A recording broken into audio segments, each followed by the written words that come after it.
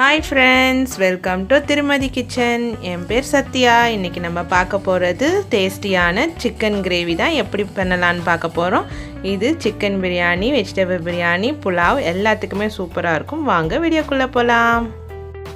இப்போ ஃபர்ஸ்ட் ஒரு panல 3 ல இருந்து 4 டேபிள்ஸ்பூன் ஆயில் விட்டுக்கோங்க. எண்ணெய் காஞ்சதும் சோம்பு பவுடர் 1 டேபிள்ஸ்பூன் போட்டுக்கோங்க. அதை நல்லா ஃப்ரை பண்ணுங்க.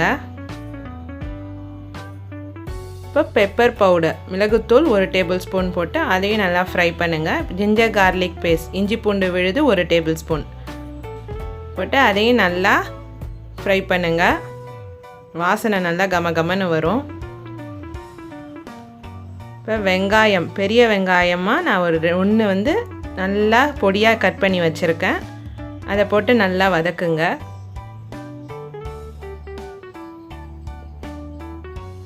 இப்போ தக்காளி ஒரு தக்காளி நான் நல்லா பொடியாக நறுக்கி வச்சுருக்கேன். அதையும் போட்டு நல்லா வதக்குங்க. இப்போ தக்காளியும் வெங்காயமும் நல்லா நம்மளுக்கு வந்து வதங்கி வரணும்.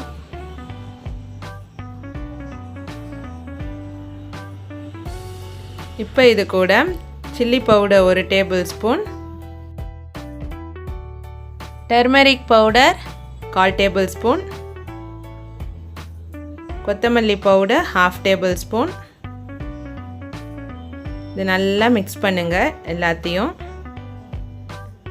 இப்போ இது கூட நம்ம கழுவி வச்சிருக்கிற 1/4 கிலோ சிக்கன் கோழிக்கறி எடுத்து போட்டு அதையும் நல்லா அந்த மசாலா எல்லாம் படுற மாதிரி நல்லா அதை பெரட்டி விடுங்க.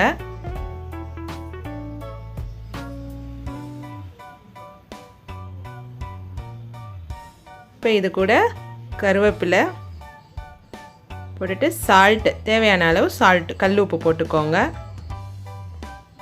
இப்போ தண்ணி வந்து 1லேருந்து 1.5 கப் அளவுக்கு நான் தண்ணி ஊற்றிக்கிறேன். நல்லா அந்த சிக்கன் வந்து நல்லா மூழ்கிற மாதிரி இருக்கணும். நல்லா ஒரு கிளறி விட்டுட்டு லிட் போட்டு மூடிடுங்க.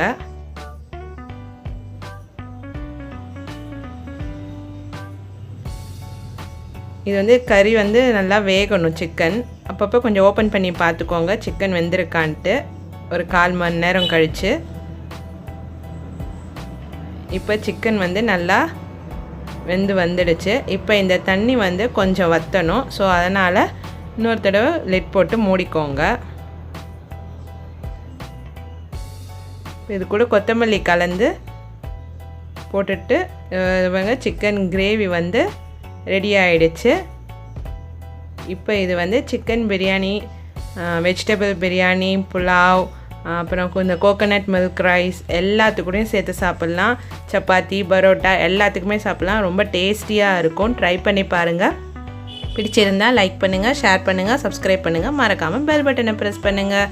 Thank you friends.